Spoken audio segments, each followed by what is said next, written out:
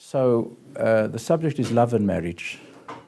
And I'll start off with a very dramatic statement. Jewish people don't get married. Marriage is not for Jewish people. What the world considers marriage to be is not what a Jewish man and a Jewish woman do in order to become husband and wife. The way a Jewish man and a Jewish woman become husband and wife is the man says to the woman in front of two witnesses, Harei at mekudeshet li. Behold, you are sanctified to me, b'tabat zu, with this gift, this ring. Usually it's a ring, it has to have a certain minimum value of this object that he's giving her. Kadat Moshe Yisrael, according to the tradition of Moshe and the Jewish people. And she puts out her finger, thereby agreeing to his proposal, which is to sanctify her. And when he puts the ring on her finger, they become husband and wife. It's a further stage of the marriage, Nisuyin, Sheva Brochas, and so forth and so on. So what does that mean? First of all, most people don't know what Kedusha, sanctity, holiness is. They don't know how to do it. You know that there's Shabbos is holy, the land of Israel is holy, you know that Torah is holy, Chumash is holy, Beis HaMedrash where we study Torah. But what actually is this man undertaking to do? And we just need to take a step back, because I'm actually an architect by profession, architect and town planner. I was in architect for 34 years in South Africa, but I was always doing kiruv. And I actually had the privilege of being invited here some 16 years ago, more than 16 years ago, to teach in the beginners program. I now am teaching at the JLE, which is a branch of Osameach in London. And as an architect, you want to know, before you do anything, what the purpose is of what you're doing. What's the purpose of this Jewish man when he is now undertaking to sanctify this woman? And what is the purpose of her undertaking to be sanctified? So the first thing we'd have to know is, what is a man and what is a woman? It's interesting that for as long as we know, the human species have been in existence, there's always been men and women. And how does this come about? So the information we have in our tradition from the Torah is that God never created a man and never created a woman. He created a human being. This first human being that he created, Adam, was a being consisting of both male and female components. That's a human being. Human being consists of a male and a female component. And then God had created all the rest of the creation until the sixth day. And everything that he created, he said, Vayar Hashem ki tov, and God saw that it was good. However, when he created the human being, he said, Lo toiv hayosa odom levado. It's not good for the human being to be alone, to be able to be alone, to be independent. This human being, consisting of both male and female components, is, in a sense, complete and has all that the human being needs, and that is not good. What is the solution? So God said, we need to make for this human being an Ezer Kenegdo. We need that this human being can have good in their life. We have to make a helpmate against. Ezer Kenegdo. God did not then proceed to do that. He first brought in front of Adam all the creatures that he had created, so that Adam could explore the possibility whether there exists outside of him a helpmate against, something that incorporates this formula which will give him the possibility of attaining what we call good. And it says Adam, the way that God asked Adam to do this was he should name all the animals. And in Hebrew, names are not arbitrary sounds which we attach to objects. Names define the object. Like for instance, in English, whether you call a dog, or a cat, or whatever it is, has no particular meaning. But for instance, the Hebrew word for a dog in Hebrew is kelev, and kelev means kol leiv, all heart. The overriding nature of a dog is loyalty, all heart. So it says that Adam named the animals, which means he was able to perceive their essence and describe their essence by the name that he gave them. And then God said to Adam, have you found in my creation a Ezer Kenegdo, this helpmate against which you need? And Adam said, Lo motzo. No, I didn't.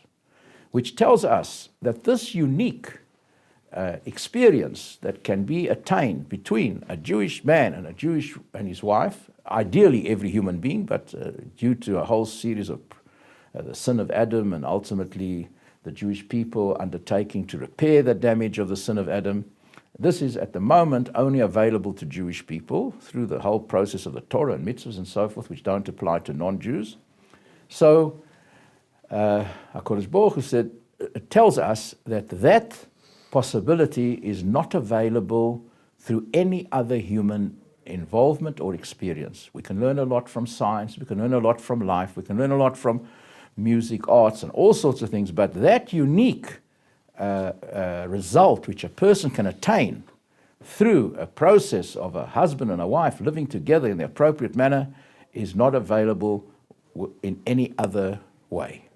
Once that was clear to Adam, God did not then create this Ezer Kenegdo. He did something very interesting.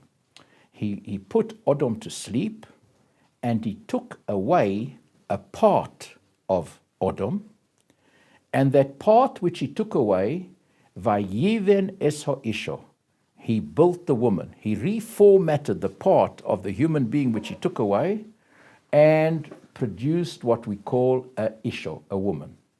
And the part of the human being which remained, minus what had been removed, then for the first time became ish, became what we call an ish, a man. So neither a man or a woman are a human being. A human being is a unit comprising both a man and a woman. And it's very interesting because you'll find that there are three words that the Torah uses when describing the creation process. When God created the world, yesh mi'ayin, when he brought into existence material from a situation where there was nothing material existing before, it says, Breshis boro, God created the universe, started creating the universe. When he created Adam, doesn't use the word boro, it says vayitzar, he formed Adam. He took from existing material, the earth, actually the spot that the Medrash says he took is where the Holy of Holies is on Harabayis. That was a spot from which he took the earth, formed the shape of a human being, and then breathed into that physical material the spirit of life, put into the human being a soul.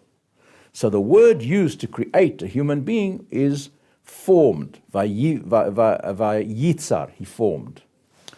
When it comes to creating the woman, doesn't say he now took that part of the human being and created the woman, either using the word boro or vayitzar. It says vayiven, he built, like he built. And our rabbis say that the deeper meaning of the word yiven comes from a similar source to bino, which means understanding. And so the overriding characteristic of a woman is what we call a bina yaseira, a extra dimension of intuitive understanding. That the primary way in which a woman responds to her situation in life is intuitively. Of course, she does analyze, she does work logically, but primarily her greatest ability and natural way is intuitively.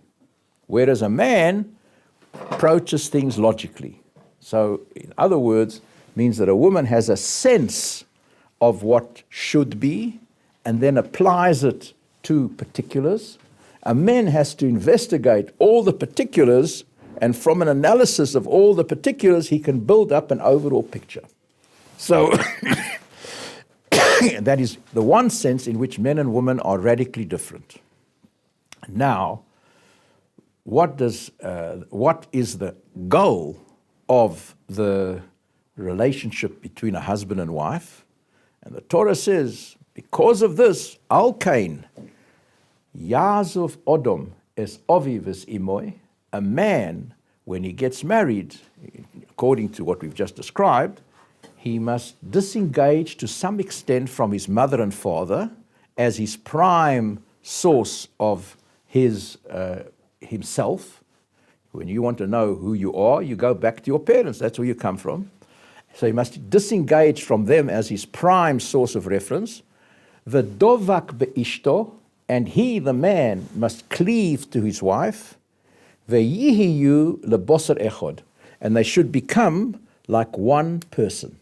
So the goal of what we call a Jewish marriage, I said again, it's not marriage in the way the world understands it, is for these two different individuals who cannot be intimately related at the start, these two strange people, to set up a situation and conduct themselves towards the goal of becoming one person.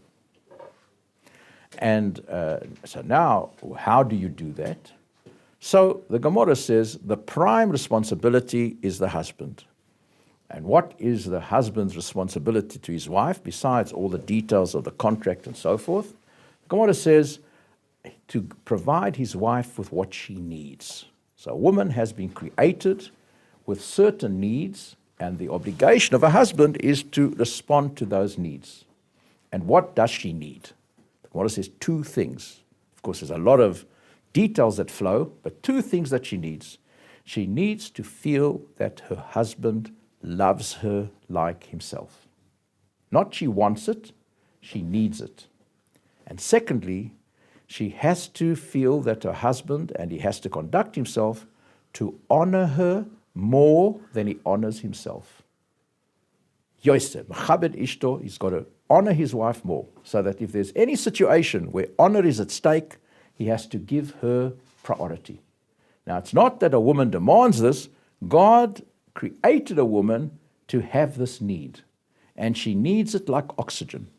And if a husband will give his wife, by his way of conduct with her, the feeling that he loves her like himself and honor her more than himself, she will blossom and become one of the most beautiful things that one will see in life. A loved and honored Jewish wife is a beautiful thing to see. As a wife, as a mother, she has a dignity, she has a self-respect.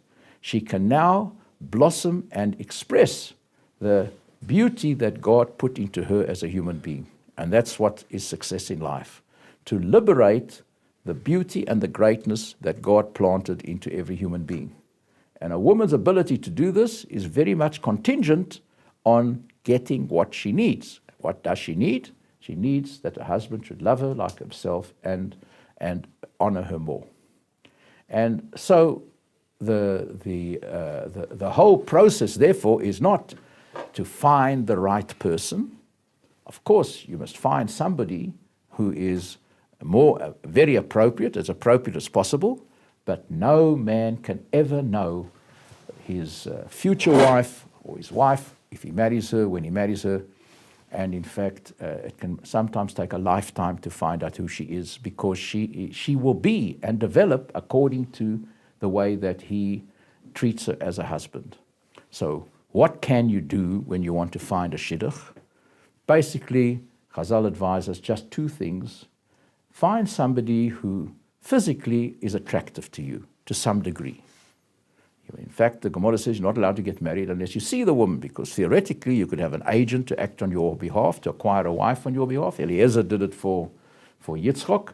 So there is an element of a certain attraction. It doesn't have to be the most beautiful person in the world, but it must be nothing in the physical sense that is off-putting. And the second thing is, find a person who has good midas, as a nice person, good character. And that's really all that a person could find out. And I must tell you, I'll tell you, since we haven't got much time, just to at least share something meaningful with you, I had the good fortune, and of course it ended in a sad situation, of being married to my late wife for 43 years. And God gave us an incredible life. I haven't got time to talk about it now. And then after she passed away, I was advised by Rabbi Weinbach, Zeichet Tzadik Livrocha, that I must get remarried because the verse says, Lo toiv v'yosem levado. It's not good for a man to be alone. I said, after my love, my life, all those years with my wife and the life, how can I get married to somebody? He said, that's what you must do for your sake, the sake of your children, for the sake of your students. You've got to have a home in which you can invite people. You must be able to be fully functional. And so I, Baruch Hashem, got married to my present wife. She happens to be an American lady, and we've been married now for 10.5 years. So I was married for 43 years to my late wife. She was married for 40 years to a late husband. He passed away. And we've been married for 10.5 years, so we've got about 93 years marriage experience between us. And it's still a very, very big challenge. But I had the experience, of course, a second marriage is not the same. I met my wife when she was a young girl, and we grew up together, and we had children and everything else. And Nancy, we met in our late 60s, and now we're in our late 70s, and we had to build this thing. And it's absolutely fascinating to, we started with nothing, really, other than knowing she's a good person, and she understanding the kind of thing life that I lead, of being involved in Kiruv and so forth, and we live in a paradise. And how did it come about? Following the advice of our rabbis of Judaism by the book. I continually have behaved to the best of my ability with every word I say, with every action, to give her the feeling that I love her like myself, and I honor her as much as I can, as a human being can, more than myself, and I have seen the wonders that it does. Now with my late wife, it was different because it was more natural. We fell in love, we met in Bnei Kiva, we ended up living in Gateshead, found a whole way of living. We have children, I've got Talmidei Chachomim, got over 50 grandchildren, over 27 great-grand, a whole kind of world. That was the result of our life.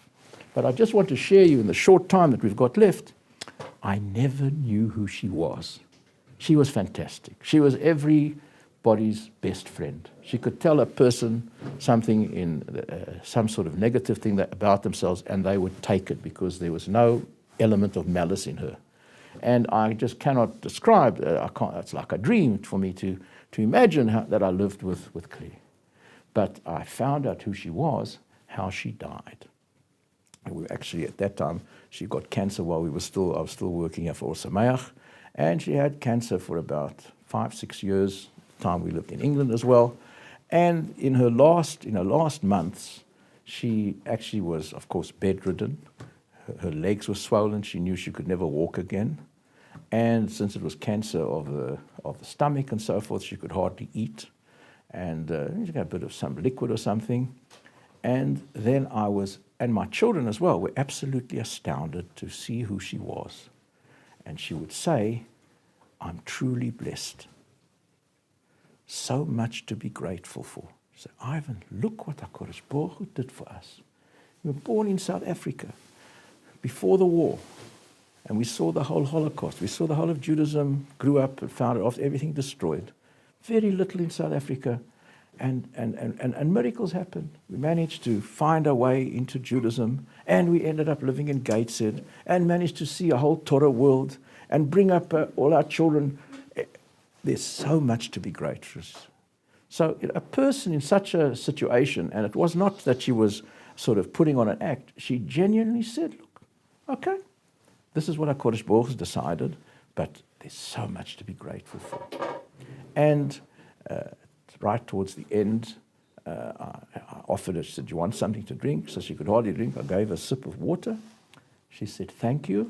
I went out the room, I came back, and she passed away. Now, if she does know what I'm saying, she's in Shamayim, and she's hearing this conversation, and she would be very embarrassed. But I saw such a beauty. I describe it like I saw a beautiful flower coming out of her. Physically, she was very much deteriorated by what cancer does to people and so forth and something. But to see that, to hear that, and to see that, I've never heard anybody else talk about it like that. And those last weeks, I can tell you, it was like a honeymoon. I don't think that I felt a love, or have heard of such a love, like I certainly felt in those, first of all, the years when I used to take her for chemo and all that. It's something just indescribable. And I found out something interesting. I never did anything for her. You know, if you do something for somebody, it means you see that somebody needs something, and then you decide to respond to that need. I found that if I sensed she needed to be turned over, or she wanted to be helped to the toilet, or she wanted something, my body did it as if I was doing it for myself. You know, if you're thirsty, you want a glass of water, you don't say, well, look, I'm thirsty, let me give myself a glass of water, I'll pour it out. Your hand just pours out the water. And I found that I didn't actually have to make any decision. If she needed something, I was her. And I think, I want to suggest that it was something of what the rabbis say, to become like one person. To be like one person. Like there was not her and me. It was us. And so from we, you become one person. So it's a privilege, and I say it over to say that, you know, you read a verse in the Bible that says, husband and wife, yiyu bosar echad, they should become like one person. It sounds very romantic, but in some sense, I was privileged in the face of a great tragedy. I mean, really, after she passed away, I just was crying. I was just finished, and it's actually Rabbi Weinbacher, great to encourage me to get remarried and build a life to try and live like a normal person again. And since then, I'm building something beautiful, I think, with my present wife. So in the short time that we've had over here, I hope we maybe have other occasions and so forth. There are some tapes. It really needs, of course, to discuss, define what love is, how you create love. And there is a world available to each of you, to every Jewish person, that you will not have heard about. That sadly, the world at large has great difficulty in being able to deal successfully with this whole dimension of what we call marriage, love and marriage relationship, a man and a woman. But there is a magnificent way, and a husband and a wife can build a paradise. You can imagine you live a life with somebody, thank God, with my wife Nancy, where we're only interested to help each other. We are to do anything to make each other happy, to successful, and you don't have to demand things. You don't have to. Of course, we're still human beings. You have your bad moments and so forth, but it's a question of perspective.